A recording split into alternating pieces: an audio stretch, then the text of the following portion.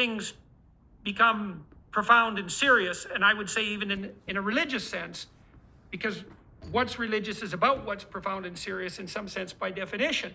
So you might say, well, who should I be? And you might think, well, I should be the college president, I should have this car, I should have this house. Those are all very particularized versions of yourself. And the problem with them is that they're concrete and final actualities and not processes. And so here's a good vision. That's a high order vision. And I think it's the vision that our whole culture is founded on. I should be the person who genuinely confronts the problems and challenges that confront me in my life. So that's an attitude of active and voluntary engagement, right? I'm going to do that's an identity, yeah. Yeah, and it's an identity of process as well. It's like I'm going to be someone who doesn't shy away from the challenges of life. Yes. Okay, and then I'm a guy who confronts it. Yeah. Right. And so that's St. George and the Dragon, and that's a precondition for therapeutic transformation, because in order for you to improve, you have to identify the problem, the dragon, and you have to be willing to face it voluntarily. And so you say to yourself, I'm going to do what I can to develop the courage to confront the problems in my life voluntarily. That's who I want to be. And then another element of that is, I can't do that without telling the truth. I have to be willing to see what's in front of me, and I have to be willing to admit to myself what I think and feel, and I have to be willing to communicate that. And so you could say, well, that makes your goal something like, to think about it archetypally, you talked about Jungian approaches earlier, is that makes you into a truth-telling hero. And then maybe underneath that, it's like, well, could I become college president? Could I be successful in my business? Could I be successful in my marriage? It's like, that's all well and good. And those are more concretized goals. But the highest order goal has to be something like an approach rather than a final state, right? Because you might say, well, I want to be the guy who listens to my wife. The approach never ends. That's right. Well, and you can say to yourself, I want to be the guy who listens to my wife. Okay, so you're never gonna finalize that, right? Because you're doing that all the time. And that's also really useful, because you don't hit the target and then find yourself left with nothing. Because you can do that every day. I want to be the guy who listens to my kids.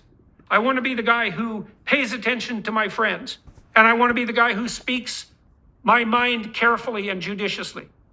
It's like, you can bring that anywhere, man. And you're talking about the difference there, that approach. Let's use your example. I want to be a guy who's a good steward of my wife. I want to be that's my identity, and that means I'm going to have to backfill it with some goals. We're going to meet once a week, and I'm not going to try to fix her like she's a car engine. I'm not going to try to solve her problems with her as though she's infantile. I'm going to just listen, and I'm going to commit to being quiet. And so when she says, I'm really struggling with my boss at work, I'm not going to jump in with, well, you should probably tell him. I'm just going to listen, right? But listen, over time, I really look forward to learning more about my wife and what she's experiencing in this season. And it's different than last season. It's going to be different in the new season. I think it was Esther Perel who said, if most adults have 4 or 5 great loves in their lifetime, and if you work really, really hard, it's with the same person.